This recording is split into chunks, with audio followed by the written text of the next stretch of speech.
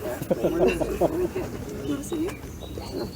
is a fascinating conversation.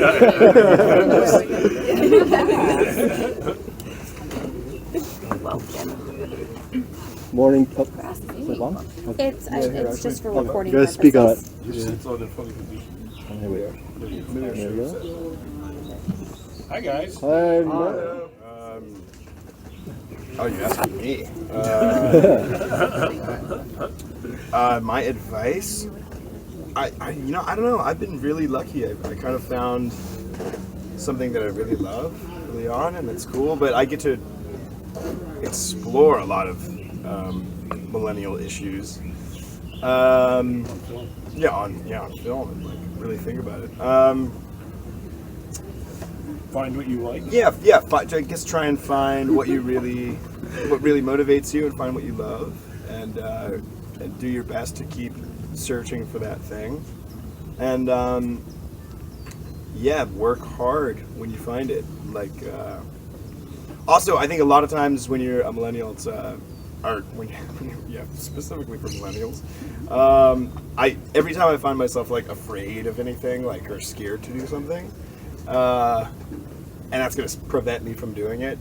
Usually that's when I try and like do it, because that's often the time that I find it's something that I needed to do.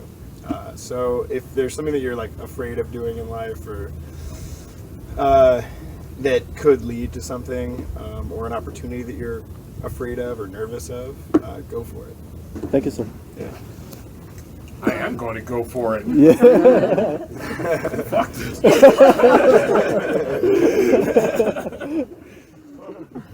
It was a new experience. I've never felt anything quite as hard. Take that in the worst way possible. She means that. Awesome. Thank you. We were doing Very flattered. the Oh, I thought you said hugging. Oh, rubbing. Yeah, the no, rubbing. hugging. Oh. She did. It's that's what you meant, that scene, right? Okay. It was also incredibly, like the actual, like they had injected the meat with baby oil. Yeah. So it was really disgusting. And It was a real ham with lube. yeah, it was also seasoned with like things he was saying. Yeah, there was. It wasn't. They didn't just like Time.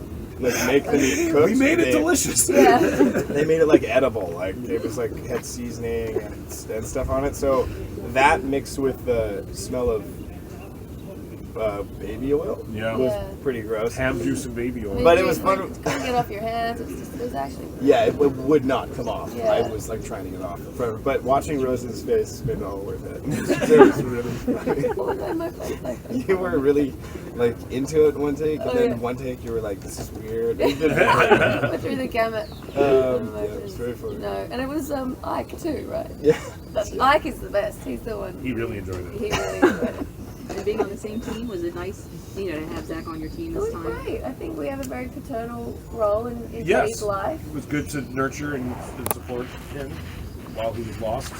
And have him become a part of our family. Yeah, that was really, I really liked that part. Yeah. It became very emotional. It was nice to not be Yeah. fighting with him in every scene. And to be able to, teach him about boiling water.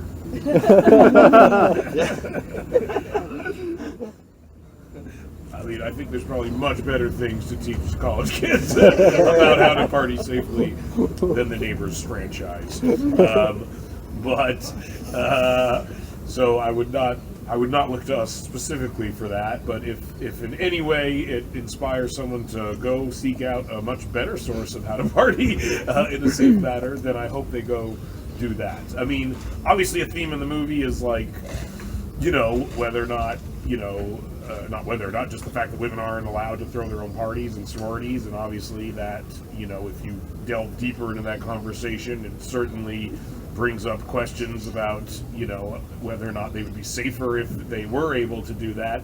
But again, that there's a lot probably smarter things written about that subject than this one. Yeah. I honestly don't know. I've never said it. Yeah. Really tough. hell out of No, Disney, we right? were praying to God it just wasn't like going to be embarrassing. That's our goal with every film, essentially. Anything better than humiliating is fantastic for us. Success. That's a success. We really, yeah, I mean, none of us had made a sequel. None of the people writing the movie, and so we really just tried to put a ton of thought into how not to make it terrible and how to make it feel like it justified its own existence idea-wise, essentially, and really tried to make sure it had an idea that was strong enough that even if there was no first movie, we would be excited about this as an idea for a movie. And we really liked the characters, and that was the thing that I think we talked the most about, is just like, where would these characters go next in their lives? And once we found that was like a good guiding principle, then it made everything a lot easier. But as we were making it seemed funny and it was fun, but yeah, I mean, you never know. I've made a lot of things that seem really funny, and they're not.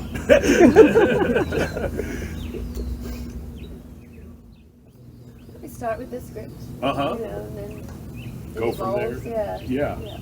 Yeah, we really give people a lot of leeway. Again, I mean, there's some jokes that are in the script that we all end up really falling in love with, and so we want to hit those, and They're like embedded. yeah, and sometimes there's just certain things that like need to occur in order for the movie to progress, But I think with the sorority girls especially, like, we don't know how 18-year-old women speak to one another by any means, especially like the 5 dudes who wrote the movie, basically. I mean, we had female writers on set, and we gave the movie to a lot of female writers throughout the process of the writing of the movie, but still, just in like a moment-to-moment basis, new ideas come up, and we would be crazy to go up to like Chloe and Kiersey and Beanie and be like, here's how to say this. We'd be like, here's the idea we like.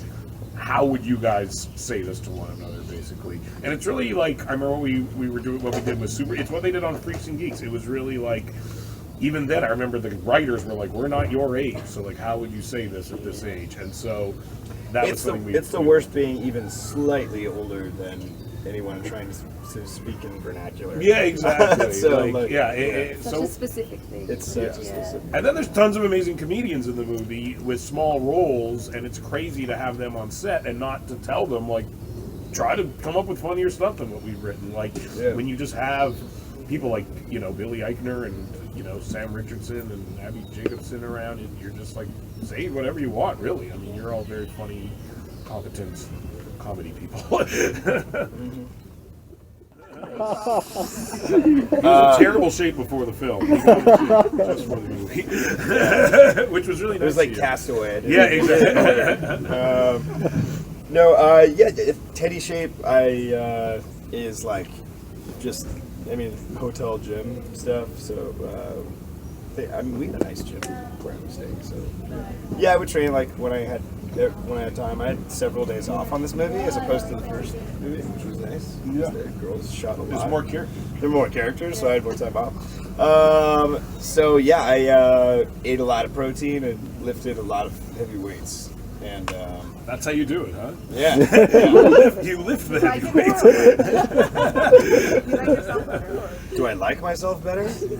I don't know. I think I like myself just about the same. Yeah.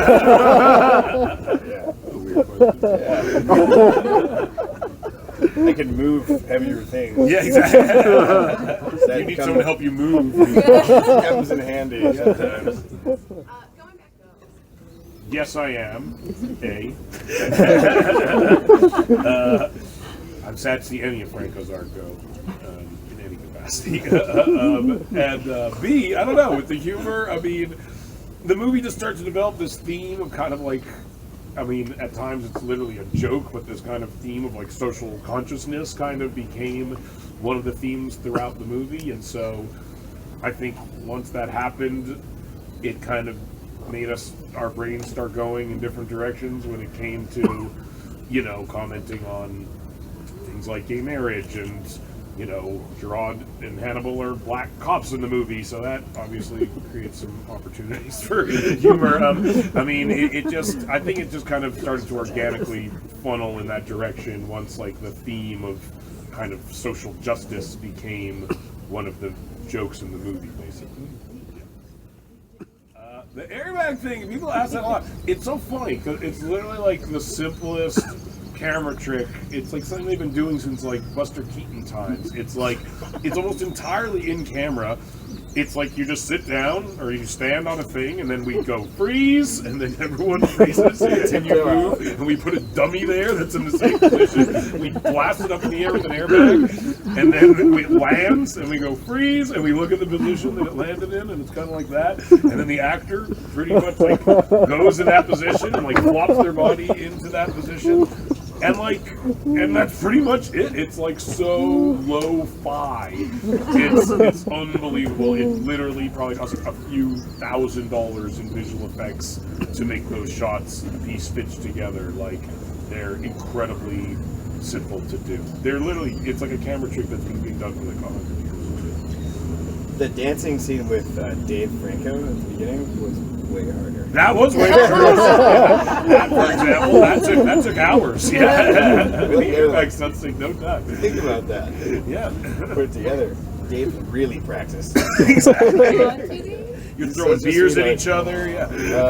Yeah, exactly. We threw like real Yeah, you beers. threw real beers. God, you catch them in one hand. That They was would more come at your complicated. face. That was much more complicated. Yeah, that was harder than the airbag. I was really excited because I got to be airbag. You got to be airbags. Yeah, and I was like looking forward to it. It looks great though. And it was ended up being at like 4 in. And it Yeah. was really easy. So when it was over, I was like, oh. Yeah, exactly. That was it. That's what it takes to be airbag. Airbag. But the dummy did it. Yeah. Yeah. It's all the dummy. It takes so long to leave the house. Like I did in Neighbours 1. It takes an hour and 45 minutes. And by the time you're ready, you're just exhausted. Let's just say it. You don't I don't wanna want to go go. I don't want to go. Everyone's tired. So, it's very true. It's just there's a lot of things in the movie that are now resonate with me in a lot more profound way, having had a kid since then. But I think it's it's the next level, it's the next stage. They're definitely in a new stage. I mean, the kids are getting older and they're having another kid, Mac and Kelly. But that was another one of the themes we wanted to like bring into the film of where are they at now in terms of their growth as parents. Like in the first one, they still aren't really parents and they're adjusting and they still want to have their own lifestyle. And in this one, it's like, are we actually good at this? Yeah. You know, we want to move. And so it was be interesting to see as it goes on in my own life how it evolves as well. It wasn't until it came out and was well received and did pretty well that it even became something we were considering. Good? Yeah. I'm just cold. Yeah. But yeah, and then I mean the story kind of came in last. First we were thinking really of like what is like where would the characters go next? Like Zac would probably be a guy who graduated college and had no skills, and he'd probably be pretty depressed about it. And so that gave us a good idea of where his story could go. And we didn't really want to get into like us wanting to party anymore. That seemed like it had been passed. But then it seemed like maybe you'd have another kid, and then you'd enter the next phase of parenting and start to wonder if you were a bad parent and if your kids would relate to you one day and if you'd be able to talk to them one day, and all those fears, and that's really what gave us the idea about the sorority is like, okay, we have a daughter and we're about to have another daughter. They seem like a good like personification of basically what your worst fears of your daughter might be, as far as not being able to communicate with them and them just not liking you, and then we heard that sororities weren't allowed to throw parties, and because an intern in our office, Michelle, was in a sorority, and we were talking about, oh yeah, and then the sorority moved in and they'll throw these parties, and she's like, oh, they're actually not allowed to do that. And then we were like, oh, that's fucked up. And then that is kind of where that whole idea came from for the girls. And then we started to think, oh, like that's also a really interesting phase in your development, is like when you first get to college and it's the first time you get to kind of choose what you like and what you don't like, and who your friends are and what you stand for, and that just became an idea we wanted to explore also. All right, thanks everyone. Thank you. Thank you very much, guys.